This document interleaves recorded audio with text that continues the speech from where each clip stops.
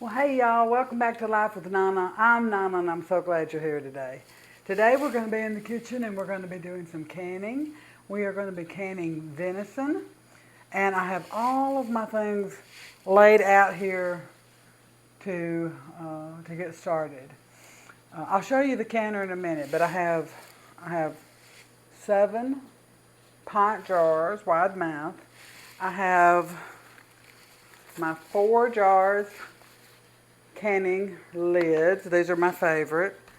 I have my rings that have been washed and prepped. Everything's been washed. I have my jar lifter, my lid lifter. And this particular brand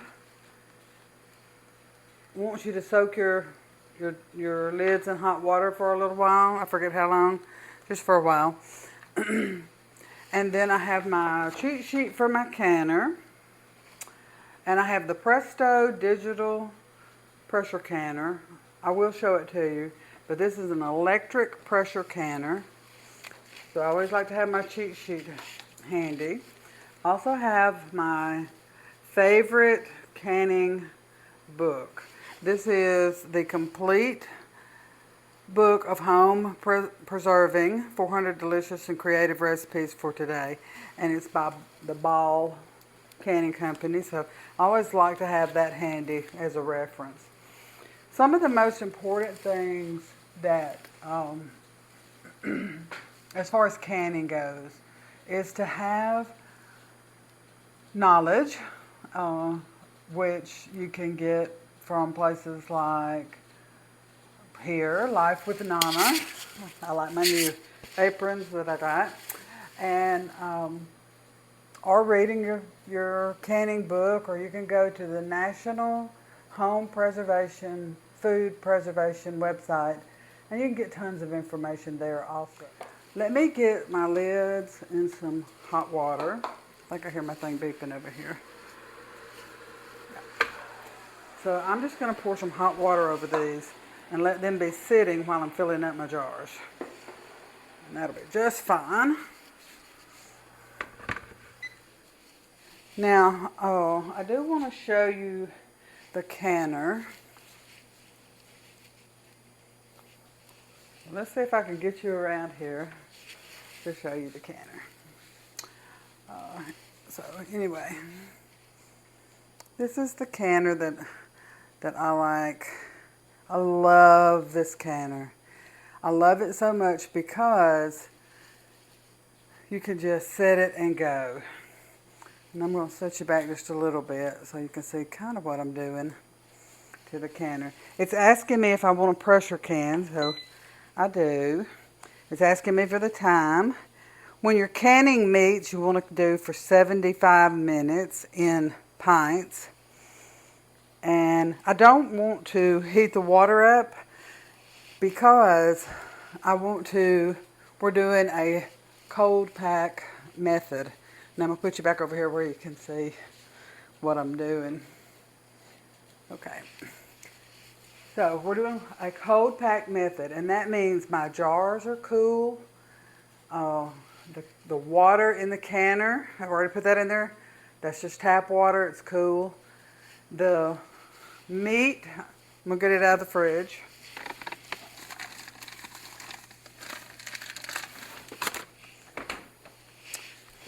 Is cold, of course, and you want everything to be roughly the same temperature. So you don't want to put like cold, these are going to make these jars kind of cold. You don't want to put these cold jars in hot water, and that make sometimes that'll make the bottom part of your jar break, and we certainly don't want to do that. All right, so let's get going here. I think I'm going to do 1/4 of a teaspoon in each of my jars. And then that way I'll be sure I won't have too much. Kind of a heaping teaspoon.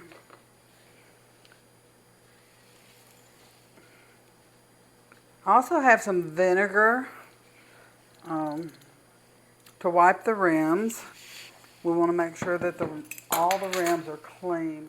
Let's get these jars filled. I also have my canning funnel out. And we're going to get these.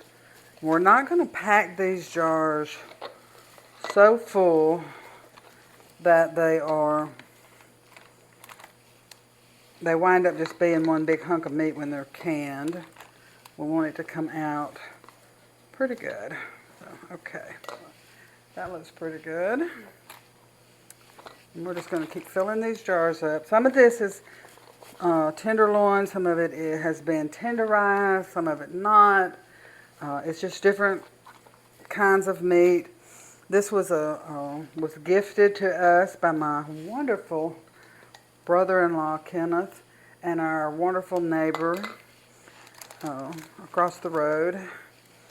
And so it's always nice, it's always great when people share their bounty with you, and we always try to do that also.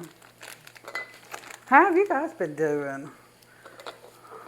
It's been a few days, and I am excited to see you guys. I love my new aprons. I bought these at Rural King, and of course they didn't have the design on them. And I have a friend who has a business who does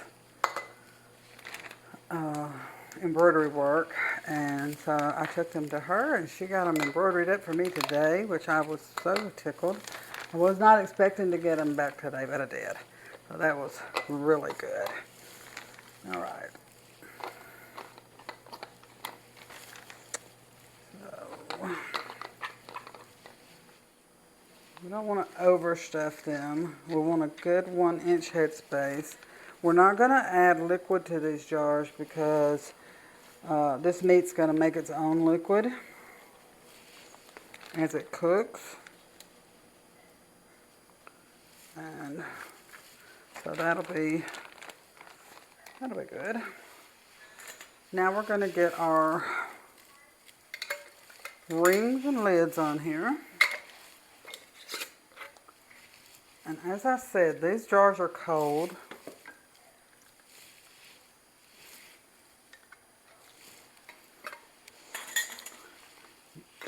The meat is cold,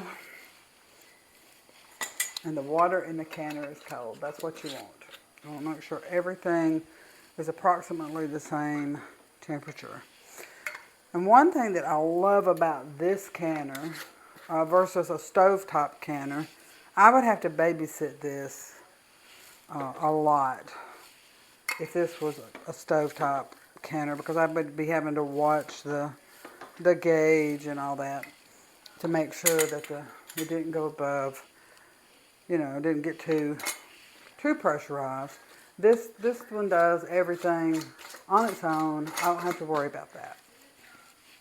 So once I get this going and get it completed, then I'm going to just leave them in there. Put in this canner.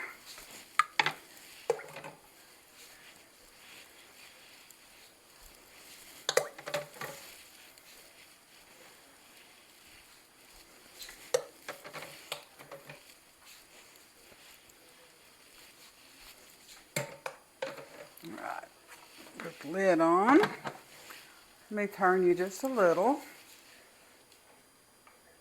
so you can see what I'm doing over here. So I'm putting the lid on, and I'm going to turn this. This is going to hold the lid down. I'm going to take the pressure valve off, and now I'm going to hit continue. I've already inserted the jars, and it's going to start warming up. Now, because I don't hear well, I'm going to have to stay pretty close by or run back and forth and check it, But once it starts counting down, I can walk away from it, which is fantastic. No more babysitting. I hate babysitting the canner. But I keep my other canners, because, if things go south and we don't have all the modern conveniences that we have right now, and you have food in your freezer that's going bad, you need a way to start cooking, canning that and getting it put on your shelf.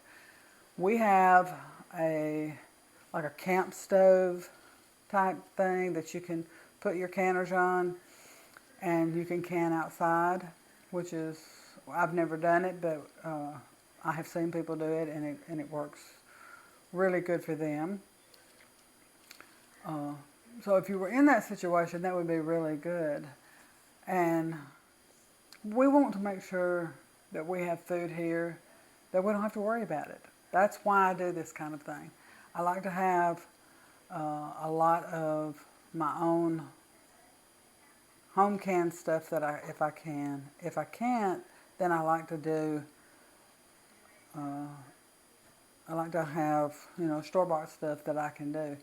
Now, if you're in a place where you can't, you're not there yet, you can't afford the canner, you can't afford the jars, you can't afford all this stuff. And all this stuff I've accumulated over time. It's not like I went out and bought this, every bit of it at one time. I have accumulated a lot of it over time. Every time I see a canning funnel or anything canning related at a tag sale, yard sale, thrift store, I buy it. Because you just don't know when you're going to need those things, right? Or when you're just going to break and you're going to need one. So it's always good to have a backup plan. So if something happened now, we could set up and I could can what's in the freezer. We could cook on the grill. We could can what we could can. We could save most of our food. And to be honest, I don't keep a ton of food in my freezer. There's enough in there, for surplus, of course.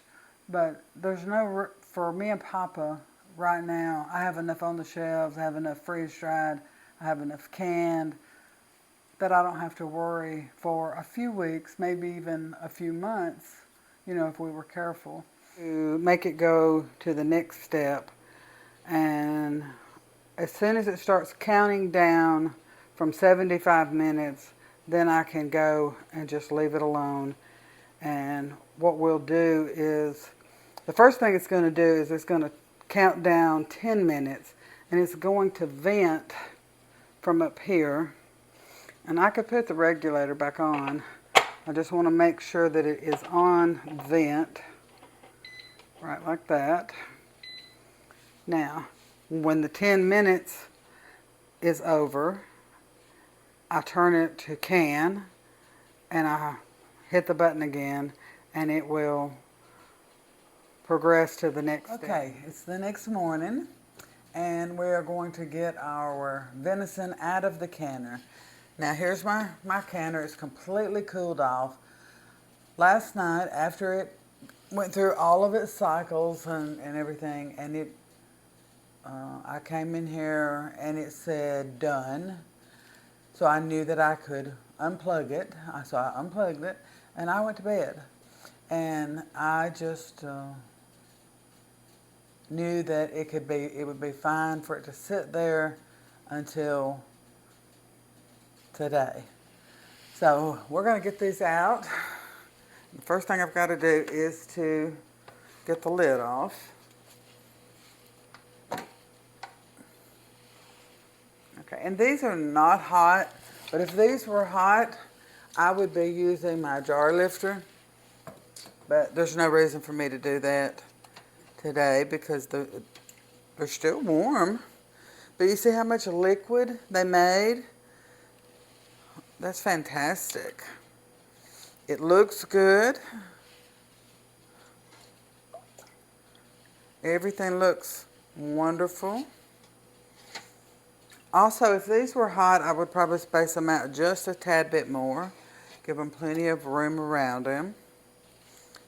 And I'm just barely going to, I'm not tightening these down really tight like they should be. Yeah. These are all sealed and ready to go. So that's it, guys. That's all we have to do. So I want to thank you for being with me as we can this venison. And we're going to do more canning projects in the future. And we're just going to slowly but surely stock our shelves and have more and more good food for our families. The one thing I want to say is a lot of people are intimidated by canning. Canning is not hard as long as you follow the rules we talked about earlier. And I really love this canner because it's really great for a beginner. I understand these are a little pricey. They're a little they're more expensive than, say, a Presto stovetop canner that you would buy at a big box store. But that's if that's where you're at and that's what you can afford, then you know that's what you can afford, right? So as far as jars go, before I went out and paid a lot of money for jars, I would ask around, maybe on your Facebook page or maybe at church. So I hope you enjoyed this video. I hope you'll give it a thumbs up, like and subscribe, all those things that help us with the YouTube algorithm, all those things. So